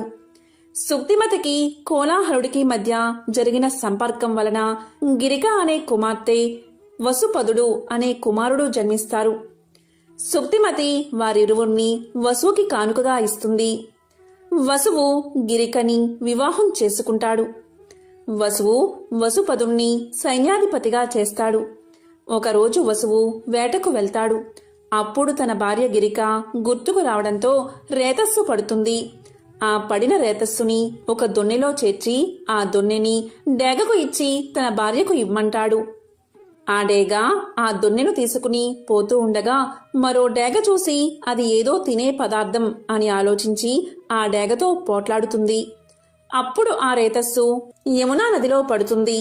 పూర్వం బ్రహ్మ శాపం వల్ల అద్రిక అనే అప్సరస యమునా నదిలో చేపగా మారి తిరగాడుతూ ఉన్నది. ఆ యమునా నదిలో ఉన్న ఒక చేప ఆ రేతస్సుని భక్షిస్తుంది. ఆ భక్షించడం వల్ల అది అండంతో కూడి పిండంగా మారుతుంది. 10 నెలల తర్వాత ఒకరోజు బెస్తవారు చేపలు పడుతూ ఉండగా ఈ చేప చిక్కుతుంది. దాని కడుపుని చీల్చి అందులో ఒక కొడుకును ఒక కూతురును కనుగొని వారిని భద్రంగా తెచ్చి వెంటనే దాసరాజుకు ఇస్తారు. అద్రిక అనే పేరుగల ఆ చేప రూపంలో ఉన్న అప్సరస ప్రసవం జరిగిన తర్వాత శాప విమోచనం జరిగి బ్రహ్మ చెప్పిన విధంగా మత్స్య గర్భాన్ని వదిలి దివ్యవనితగా మారి దేవలోకానికి వెళ్లిపోతుంది. ఆ మగబిడ్డ పెద్దవాడై ఆ రాజ్యానికి రాజయ్యాడు. ఆ బాలిక మత్స్యగంధి పేరుతో పెద్దదయ్యింది. మత్స్యగంధి తండ్రి లేనప్పుడు యమునా నదిపై నావ నడుపుతూ ఉండేది. ఇలా జరుగుతూ ఉండగా ఒకరోజు వశిష్ఠ మహర్షి మనవడు, శక్తి మహర్షి కుమారుడైన పరాశరుడు ఆ నది దాటడానికి అక్కడకు వస్తాడు. అక్కడ కనిపించిన మత్స్యగంధిని చూసి మోహించే రతి సుఖాన్ని ఇవ్వమంటాడు. అప్పుడు మత్స్యగంధి తన శరీరమంతా చేపల వాసనతో ఉంటుందని, కన్యత్వం చెడిన తాను తన తండ్రికి ఏ విధంగా మొహం చూపగలని ప్రశ్నిస్తుంది. అప్పుడు ఆ మహర్షి ఆమె నుంచి చేపల వాసన పోయేటట్లుగా వరాన్ని ప్రసాదిస్తాడు. సుగంధం వెదజల్లేటట్లు వరాన్ని ఇస్తాడు. అప్పట్నుంచి యోజనగంధిగా పేరు పొందింది. అలాగే ఆమె కన్యత్వం చెడకుండా ఉండే వరాన్ని ఇస్తాడు. తరువాత ఆమెకు తేజోవంతుడైన శిశువు జన్మిస్తాడు. ఆ శిశువు పుట్టిన వెంటనే తల్లికి తండ్రికి నమస్కారం చేసి తపస్సుకు వెళ్లిపోతాడు. అతని వ్యాస మహర్షి. తల్లి ఎప్పుడైనా మరణం చేసుకుంటే చాలు ప్రత్యక్షమవుతాను అని తల్లికి వరాన్ని ప్రసాదిస్తాడు. ఇదే వ్యాస భగవానుడి జన్మ వృత్తాంతం.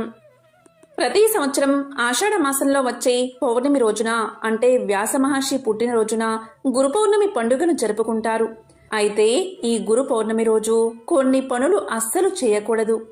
కొన్ని పనులు ఖచ్చితంగా చెయ్యాలి. మరి చెయ్యకూడని పనులేంటి, చెయ్యాల్సిన పనులేంటో ఇప్పుడు తెలుసుకుందాం. గురు పౌర్ణమి రోజున సూర్యోదయానికి ముందే నిద్రలేచి స్నానం చేయాలి. శుభ్రమైన తెలుపు లేదా పసుపు రంగులో ఉండే బట్టలు కట్టుకోవాలి. గురుదేవుడి విగ్రహానికి లేదా చిత్రపటానికి పువ్వులు పెట్టాలి. పూజా మందిరంలో విగ్రహాన్ని లేదా చిత్రపటాన్ని ఉంచి ఆరాధించాలి. గురు దక్షిణగా పసుపు రంగులో ఉండే బట్టలను సమర్పించాలి. మీ జీవితంలో అజ్ఞానం మరియు అహంకారాన్ని ఎల్లప్పుడూ తొలగించాలని గురువులను ప్రార్థించాలి.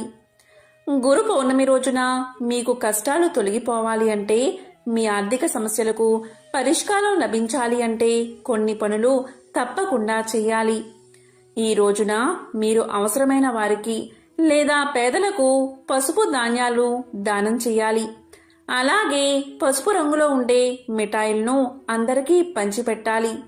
ఇలా చేస్తే కష్టాలు తొలగిపోయే అవకాశం ఉంటుందని పండితులు చెబుతున్నారు. గురు పౌర్ణమి రోజున విద్యార్థులు గీతా పఠనం తప్పనిసరిగా చెయ్యాలి. ఇలా చేయడం వల్ల మీకు విద్యలో ఎదురయ్యే అడ్డంకులను సులభంగా అధిగమించవచ్చు. విద్యపై ఆసక్తి లేని విద్యార్థులంతా గీతా పఠనం చేస్తే ఎంతో మంచిది. అలాగే ఈరోజు గోమాతకు సేవ చేస్తే చాలు, మీరు చేసే అధ్యయనంలో మంచి ఫలితాలు వస్తాయి. మీ వైవాహిక జీవితంలో సమస్యలు ఎదుర్కొంటూ ఉన్నా, పెళ్లి కాకుండా ఇబ్బందులు ఎదుర్కొనే వ్యక్తులు గురు యంత్రాన్ని తీసుకుని గురు పౌర్ణమి రోజున ప్రత్యేకంగా ఆరాధించాలి. ఈ పరిహారం చేయడం వల్ల మీకు తప్పనిసరిగా విజయం కలుగుతుంది. మీ వివాహ జీవితానికి సంబంధించిన సమస్యలన్నీ తొలగిపోతాయి. గురు పౌర్ణమి రోజు జ్ఞానం మరియు అదృష్టం పెరగాలంటే ఈ మంత్రాలను తప్పనిసరిగా జపించండి. ఆ మంత్రాలు ఏంటి అంటే, ఓం గురవే నమః, ఓం శ్రీం బృహస్పతియే నమః. ఈ రోజున ఈ మంత్రాలను జపిస్తే విజయం కలుగుతుంది. మరి గురు పౌర్ణమి రోజు చేయకూడని పనులు ఏంటో కూడా ఇప్పుడు తెలుసుకుందాం. గురు పౌర్ణమి రోజున నల్లని రంగులో ఉండే దుస్తులు ధరించరాదు. గురు పౌర్ణమి రోజు మద్యం, మాంసం జోలికి వెళ్ళకూడదు. అదేవిధంగా అబద్ధమాడకూడదు. ఎవరిపైనా కోపగించుకోకూడదు. మనం ఏ రంగంలో విజయం సాధించాలనుకుంటున్నామో ఆ రంగాలలో గురు శిక్షణ తప్పనిసరి. మన యొక్క నైపుణ్యాలను మరింత మెరుగుపరిచి మనలోని వివేక జ్యోతిని వెలిగించి ప్రగతి పదంలో నడిపేవాడే గురువు. గురువులో గు అంటే అంధకారం లేదా అజ్ఞానం, రు అంటే అజ్ఞానాన్ని తొలగించేవాడు అని అర్థం. పురాణాల ప్రకారం వేదాలను 4 భాగాలుగా విభజించి సామాన్యులకు చేరేలా చేసిన మహానుభావుడే వేద వ్యాసుడు. రోజు తెల్లవారుజామునే స్నానం చేసి శుభ్రమైన బట్టలు కట్టుకోవాలి. ఈరోజు పూజా మందిరంలో కానీ వీలైతే విష్ణు భగవానుడి ఆలయానికి వెళ్లి స్వామిని దర్శించాలి. అలాగే పూజించాలి.